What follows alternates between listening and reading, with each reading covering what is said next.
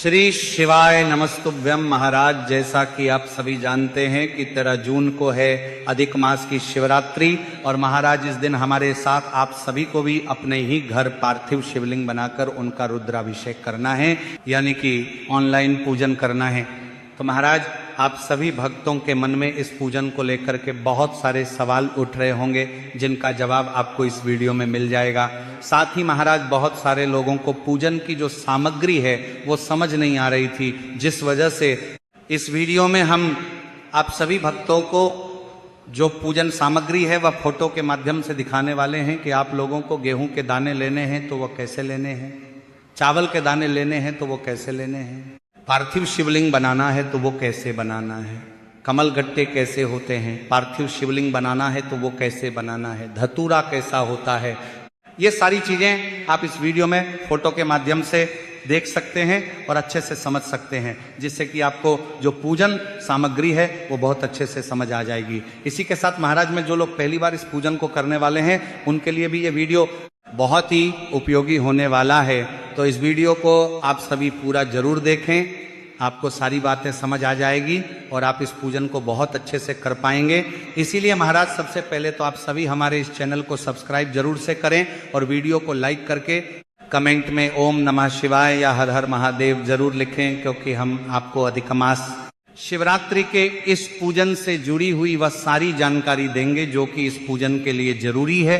तो महाराज, सबसे पहली और महत्वपूर्ण बात कि जिस तरह से सावन शिवरात्रि के पावन अवसर पर ऑनलाइन रुद्रा अभिषेक पूजन का आयोजन कराया जाता है, जिससे दूर दराज के भक्त भी घर बैठे इस पुण्य अनुष्ठान में सम्मिलित हो सके, उसी तरह से भक्तों 3 साल में आने वाले इस अधिक मास शिवरात्रि पर भी हमारे द्वारा ऑनलाइन पार्थिव शिवलिंग का पूजन कराया जाएगा, जिसे सभी भक्तों को अपने ही घर बैठ करके करना है। और महाराज, सकें तो ये पूजन पूरे परिवार को एक साथ मिलकर के करना है, क्योंकि महाराज शिव पुराण की कथा कहती है कि पार्थिव शिवलिंग या मिट्टी से निर्मित शिवलिंग का पूजन और रुद्राभिषेक सावन शिवरात्रि और अधिक मास शिवरात्रि, इन दोनों ही अवसरों पर अत्यंत शुभकारी और फलदायी माना जाता है। इसलिए सभी भक्तों को आने वाली 13 जून अधिक मास शिवरात्रि पर यह पूजन जरूर ही करना है। तो भक्तों, सबसे पहली चीज कि 13 जून अधिक मास शिवरात्रि पर पूजन के लिए हमें किन किन सामग्रियों की आवश्यकता होने वाली है, क्योंकि सबसे जरूरी अगर कोई चीज है तो भक्तों इस पूजन की सामग्री, क्योंकि कई बार क्या होता है कि कुछ ना कुछ सामग्री ऐसी रह जाती है जो कि हमें नहीं मिल पाती है। तो इसीलिए आप सभी को ऑनलाइन पूजन की सामग्री को अच्छे से समझ लेना है और पहले से ही इस पूजन सामग्री की तैयारी करके रख लेना है। तो आइए अब हम फोटो के माध्यम से एक एक सामग्री अच्छे से समझ लेते हैं कि आपको कौन कौन सी सामग्री लगने वाली है। तो देखिए महाराज, सबसे पहली जो सामग्री है जो कि इस पूजन सामग्री में आपको लगने वाली है वह है 1 लोटा जल। अब महाराज, 1 लोटा आप सादा जल भरकर रख लेना, और जरूरी नहीं है कि आप 1 लोटा ही भरकर रखो, आप इस 1 लोटा के साथ में एक अन्य पात्र भी जल से भरकर रख सकते हैं, ताकि अगर 1 लोटा जल आपका खत्म हो जाए तो आपको उठना ना पड़े और आप अपने उस दूसरे लोटे का जल ले सकें। तो महाराज, 1 लोटा तो आप जल भर के रख ही लेना, साथ ही में और भी थोड़ा बहुत जल जो है वो किसी और पात्र में अलग से रख लेना, क्योंकि जब भी आप पूजन करने बैठे तो उसमें आपको बार बार उठना नहीं है। अब महाराज, अगली सामग्री जो कि सामने स्क्रीन पर है, चावल के दाने आपको कैसे दिख रहे हैं? बिल्कुल साबुत दिख रहे हैं, साफ दिख रहे हैं और लंबे लंबे दिख रहे हैं। तो जो 108 चावल के दाने हमें लेने हैं बस साबुत लेने हैं, यानी कि जो चावल के दाने आप लेंगे इस पूजन में वह ना तो टूटे हुए हो, ना कटे पिटे हो और ना वह दाग वाले हो, बिल्कुल साबुत चावल के दाने आपको लेने हैं। अगर आपके घर में वैसे चावल के दाने ना हो तो थोड़े से चावल के दाने 20 से 30 रुपए के आप लोग दुकान से, किराने की दुकान से जाकर ले आना, उसमें कोई भी दिक्कतें हैं वाली बात नहीं है, क्योंकि इस पूजन में आप अच्छी से अच्छी चीज का प्रयोग करना। और महाराज, 108 चावल के अलावा आपको 11 चावल अलग से भी रखने होंगे। अब महाराज, इसके बाद अगली जो सामग्री है जो आपको लेनी है वह है 21 गेहूं के दाने। तो आप गेहूं के दाने स्क्रीन पर देख लो, किस तरह के जो गेहूं के दाने होंगे वो आप लोगों को लेने हैं। देखो, गेहूं के दाने टूटे हुए भी होते हैं, कट्टे पिटे भी होते हैं, तो उनको आपको अलग रख लेना है। और 21 गेहूं के दाने अलग से छांट कर निकाल कर ऐसे देखो हाथ में हम आपको दिखा रहे हैं, तो ये अलग से निकाल कर आपको किसी भी एक कागज की पुड़िया में बांध कर रख लेना है, ताकि एक भी दाना इधर उधर ना हो। तो इस बात का भी आपको ध्यान रखना है। उसके बाद में महाराज अगली जो सामग्री है वह है कमलगट्टे। अब आप लोग देख सकते हैं, ये होते हैं कमलगट्टे। अगर आपको कुछ समझ ना आए कमलगट्टे की, कमलगट्टे कैसे होते हैं, तो मात्र आपको कुछ नहीं करना है, पूजन वाली दुकान पर जाकर कमलगट्टे का बोल देना है, वो आपको कमलगट्टा निकाल कर दे देंगे। तो महाराज इसी तरह के जो है वो कमलगट्टे होते हैं, काले कलर के होते हैं और गोल गोल होते हैं। अब महाराज इसके बाद में जो अगली सामग्री है वो है हमारी 21 काली मिर्च के दाने हैं। देखो ये काली मिर्च है, ये आपकी रसोई घर में आपको आसानी से मिल जाएगी, पर अगर ना भी हो तो ये किराने की दुकान पर आप लोगों को आराम से मिल जाएगी। तो कितने दाने लेने हैं आपको? 21 काली मिर्च के दाने लेने हैं। उसके बाद में अगली जो सामग्री है वह है यहाँ पर हमारी काले तिल। देखो काले तिल भगवान शिव जी पर जब आप चढ़ाते हो तो प्रयोग में आती रहती है, तो बहुत सारे लोग जानते हैं। तो इस तरह की जो है ये काले तिल है, ये आपको पूजन वाली दुकान पर आराम से मिल जाएंगे। उसके बाद में अगली जो सामग्री है वो है भक्तों शमी पत्र। अब देखो शमी पत्र जो है बहुत सारे लोग नहीं जानते हैं, तो गलत पौधे की जो है पत्तियां लेकर आ जाते हैं। तो देख लो ध्यान से कि शमी पत्र में बिल्कुल पतली पतली पत्तियां होती हैं, छोटी होती हैं, और इसमें गुलाबी कलर का जो है फूल भी लगा हुआ होता है।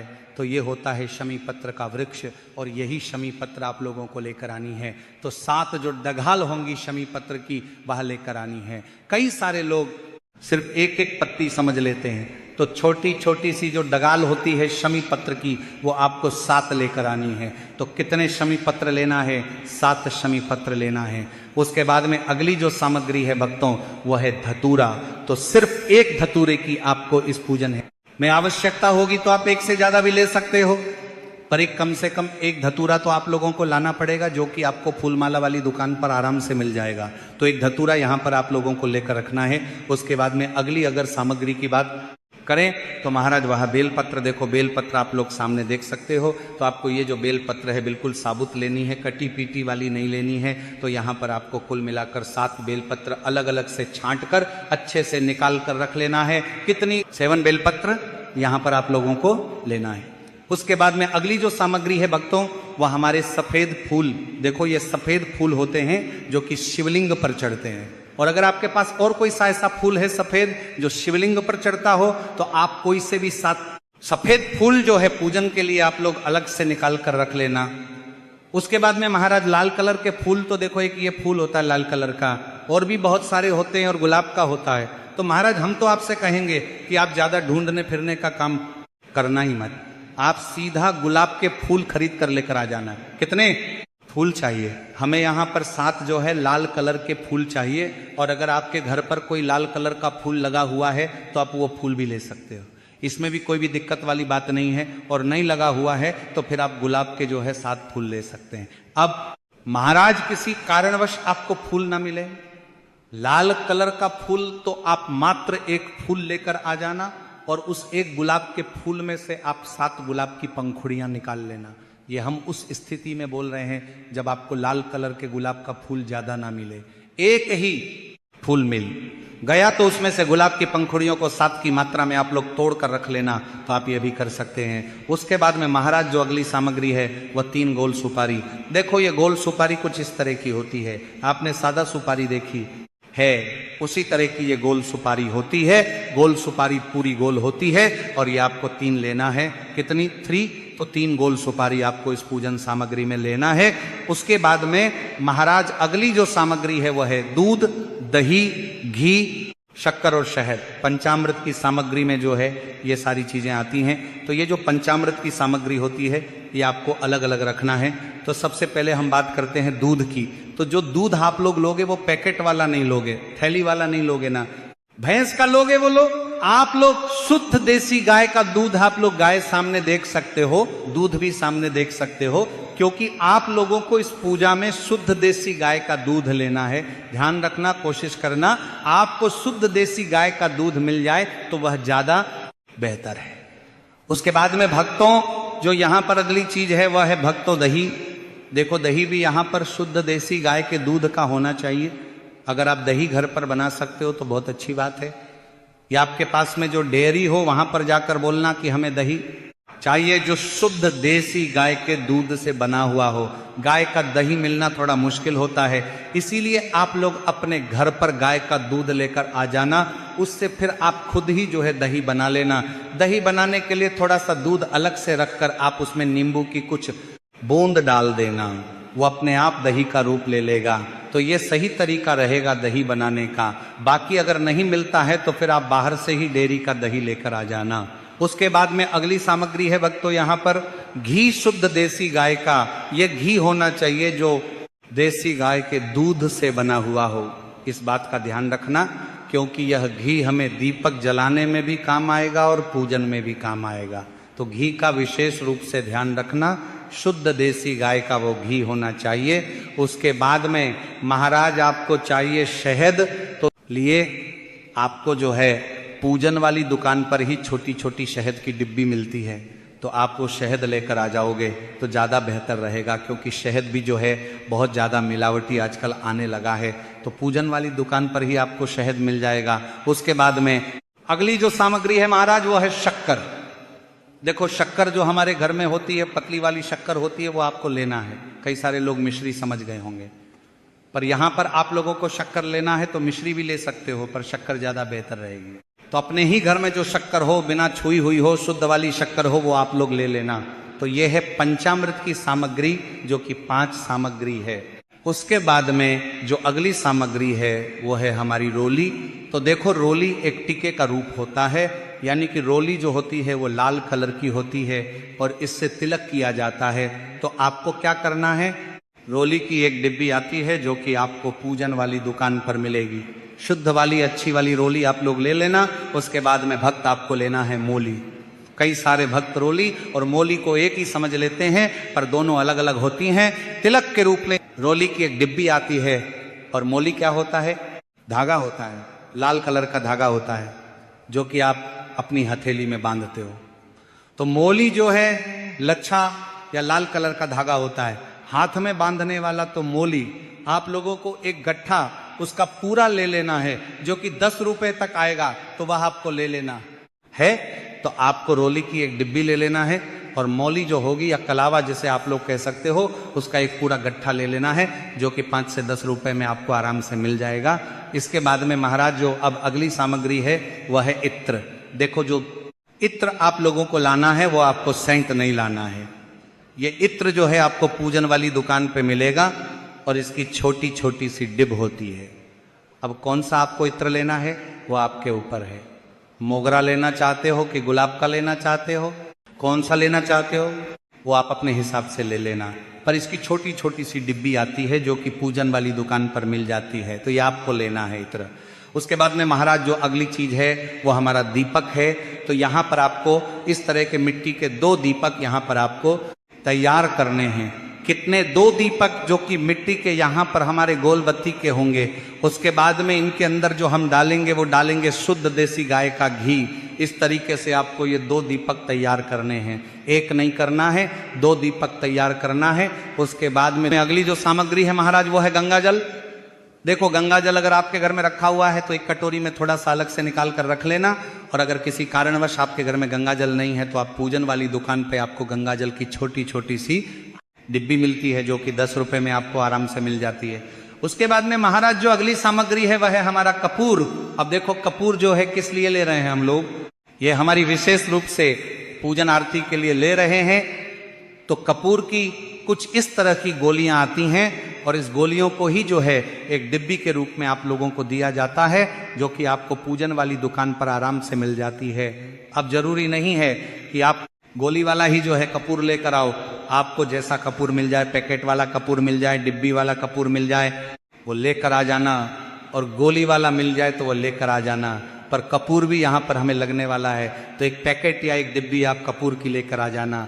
उसके बाद में महाराज जो अगली सामग्री है वह है हमारा अबीर। अब अबीर आप सभी लोग जानते हो कि ये सभी पूजन कार्यों में इस्तेमाल होने वाले कुछ गुलाल जैसे दिखते हैं, तो आपको अबीर और गुलाल ये दोनों चीजें लेनी है। देखो अबीर कुछ इस तरह का दिखेगा और गुलाल कुछ इस तरह का दिखेगा। गुलाल तो आप सभी लोग वैसे ही जानते हो, तो वही गुलाल होता है, बस ये पूजन वाला होता है। ये सारी चीजें आपको पूजन वाली दुकान पर ही मिलेंगी, इस बात का ध्यान रखना। तो ये है हमारा अबीर और ये है हमारा गुलाल। तो अबीर और गुलाल दोनों आप लोगों को जो है इस पूजन में लेना है। इसकी पैकेट आती है तो आप अपने हिसाब से पैकेट लेना छोटी छोटी। उसके बाद में महाराज आपको लानी है लौंग, तो लौंग आप 5 से 10 रुपए की आप थोड़ी बहुत रख लेना। 5 लौंग की आवश्यकता पड़ेगी और 5 ही जो है हमें यहाँ पर इलायची की आवश्यकता पड़ेगी, तो 5 आप लौंग सामग्री में रख लेना और 5 आप लोग इलायची अपनी पूजन सामग्री में यहाँ पर रख लेना। उसके बाद में महाराज अब जो अगली सामग्री है वह है जनेऊ। तो देखो ये इस तरह का जनेऊ हमें कुछ दिखता है जो कि हम भगवान शिव जी पर भी चढ़ाते हैं, आप सभी लोगों ने देखा ही होगा। तो ये आपको 2 लेकर आने हैं, जनेऊ कहते हैं इन्हें, जो कि आपको पूजन वाली दुकान पर आराम से मिल जाएंगे। उसके बाद महाराज जो अगली सामग्री है वह है हमारा चंदन। देखो ये है पीला चंदन है, तो एक आपको पीले चंदन की डिब्बी ले लेनी है और ध्यान रखना अच्छी से अच्छी चंदन की डिब्बी ले लेना। आप सस्ते वाली चीज मत लेना, क्योंकि सस्ती वाली चीज हमेशा मिलावटी चीज आती है, तो आपको चंदन अच्छा वाला लेना है। और अगर चंदन आप लोग खुद घिस कर बना सकते हो तो और अच्छी बात है। बाकी आप लोगों को पूजन वाली दुकान पर ये इस तरह की डिब्बी जो है वो मिल जाएंगी। ये पीला चंदन है। इसके बाद में आपको लाल चंदन भी लेना है, तो पीले चंदन की एक डिब्बी अच्छी वाली और लाल चंदन की एक डिब्बी अच्छी वाली है, तो इस बात का ध्यान रखना, पीला और लाल चंदन आपको दोनों लेना है। उसके बाद में महाराज जो अगली सामग्री है वह है हमारी मिठाई। अब देखो मिठाई में बहुत सारे लोगों को कंफ्यूजन है कि घर पर हम मिठाई कैसे बना लेंगे, तो घर पर तो हमें बहुत दिक्कत होगी। तो देखो मिठाई का रूप ये है, मिठाई कहने का मतलब ये है कि आप भगवान की इस पूजन के लिए मीठे के रूप में कुछ भी बना सकते हैं। चाहे वह चावल की खीर बना लो, चाहे साबूदाने की खीर बना लो, या कोई भी ऐसी चीज बना लो जो कि आप अपने घर पर मिठाई के रूप में मीठे में कुछ बना पाओ। और अगर नहीं बना पा रहे हो और आपने एकदम से जो है आप इस पूजन को करने का सोचा है, तो उस जगह पर फिर आप बाहर से किसी ऐसी दुकान पर जाना, अगर आप मिठाई भी लेने के लिए जा रहे हो जहां पर शुद्धता का विशेष रूप से ध्यान रखा जाता है, अच्छी मिठाई मिलती है। अब महाराज यहां पर भी लोगों के प्रश्न आते हैं कि मिठाई हम कौन सी लेंगे, क्या मावा की मिठाई लेंगे या लड्डू लेंगे या कौन सी मिठाई लेंगे? तो देखो इससे कोई फर्क नहीं पड़ता। आप चाहे मावा की मिठाई लो, चाहे आप लड्डू लो, चाहे किसी भी तरह की बर्फी लो, आपको बस एक कुछ मिठाई का जो है यहाँ पर भाग लेकर आना है। उसके बाद में महाराज जो अगली चीज है वो है हमारे फल। अब देखो फल में आप लोग ऐसा नहीं है कि 5 अलग अलग आपको फल लेकर आने हैं, तो इस पूजन में हमें 5 फल लेकर आने। तो 5 आप फल ऐसे ला सकते हो जैसे 5 केले लेकर आ गए, या तो सेब फल लाना चाहते हो तो 5 सेब फल लेकर आ गए, या जो इस मौसम में जो फल चल रहे हैं, ध्यान रखना है इस मौसम में जो फल चल रहा है उन्हीं फलों का चुनाव, इनमें से कोई भी एक फल आपको चुनकर जो है वह फल लेकर आ जाना है। जैसे केला सबसे बेहतर है या सेब फल सबसे बेहतर है, तो यदि आप केला ला रहे हो तो 5 केले ले आना, और सेब फल ला रहे हो तो 5 सेब फल ले आना। उसके बाद में महाराज जो अगली सामग्री है वह है पान का पत्ता। तो देखो पान का पत्ता आप कितने लेकर आओगे, तो देखो 2 से 3 तो आप लोगों को पान के पत्ते जरूर लेकर आने ही आने हैं, बाकी 5 लेकर आ सको तो ज्यादा बेहतर है। देखो इस पूजन सामग्री में आपको कोई भी चीज कमी नहीं पड़नी चाहिए, भले ही ज्यादा आ जाए तो उसमें कोई दिक्कत वाली बात नहीं है। तो आप कम से कम 3 पान के पत्ते तो जरूर लेकर आना, और ज्यादा लेकर आना चाहो तो 5 पान के पत्ते आप लोग रख लाना। बहुत ही सस्ते मिलते हैं, कुछ ज्यादा महंगे आपको नहीं मिलते हैं। उसके बाद में महाराज जो अगली सामग्री है वह हमारी अगरबत्ती है। अब देखो अगरबत्ती आप चाहो तो अगरबत्ती ला सकते हो, और चाहो तो पैकेट की जो मतलब धूप बत्ती होती है वो भी ला सकते हो। अगरबत्ती या धूप बत्ती कोई भी एक चीज ला सकते हो, या दोनों चीज भी ला सकते हो, और दोनों का प्रयोग भी कर सकते हो। ये खुशबू फैलाने के लिए रहती, और अच्छी वाली धूप बत्ती या अगरबत्ती आप लोग लेकर आना। तो देखो इस तरह की आप लोगों को धूप बत्ती या अगरबत्ती मिलती है, तो आप लोगों को ऐसी लेकर आनी है। उसके बाद में भक्तों जो सबसे बड़ी और सबसे महत्वपूर्ण जो चीज है भक्तों, वो है हमारा पार्थिव शिवलिंग। तो पार्थिव शिवलिंग देखो, ये आप अभी सामने फोटो पर स्क्रीन पर देख लो, इस तरह का आप लोगों को शिवलिंग बनाना है। अब आप कहोगे कि इस तरह का हम शिवलिंग कैसे बनाएंगे, हमसे इतना अच्छा नहीं बनेगा। तो जरूरी नहीं है कि आपको इतना अच्छा डिजाइन से शिवलिंग बनाना है, आपसे जैसा शिवलिंग बनता है आपको वैसे बनाना है। और शिवलिंग बनाने की टेंशन आपको अभी से नहीं लेना है। हम आपको एक पूरी शिवलिंग बनाने की वीडियो अलग से बनाएंगे कि आपको जो है शिवलिंग कैसे बनाना है, क्योंकि पार्थिव शिवलिंग को बनाने की एक विधि होती है। उसी विधि से आपको यह पार्थिव शिवलिंग बनाकर तैयार करना है। और यह जो पार्थिव शिवलिंग है ये आपको पूजन से पहले तैयार करके रख लेना है। और यह पूजन जो है आपको शाम को 7 बजे से हमारे साथ करना, जो कि रात 8 बजे तक चलेगा। और महाराज इस पूजन में हमें सिर्फ एक ही पार्थिव शिवलिंग यहाँ पर बनाना पड़ेगा, जो कि मिट्टी से बनेगा। तो महाराज सभी भक्तों को ये पूजन इस अधिकम मास शिवरात्रि पर करना है और ये सामग्री नोट करनी है और लेकर के आनी है। और ये पूजन ऑनलाइन कराया जाएगा आस्था चैनल और पंडित प्रदीप जी मिश्रा सीहोर वाले ऑफिशियल के माध्यम से। लेकिन आपको ये पूजन कब करना है, किस तरह से करना है और पूजन में पार्थिव शिवलिंग कब और कैसे बनाना है, यह सारी जानकारी इस चैनल के माध्यम से मिल जाएगी। इसीलिए चैनल को सब्सक्राइब जरूर से कर ले ताकि ऑनलाइन पूजन से जुड़ी हर जानकारी आपको मिल सके। यदि जानकारी उचित लगी हो तो वीडियो को लाइक भी जरूर करें। धन्यवाद।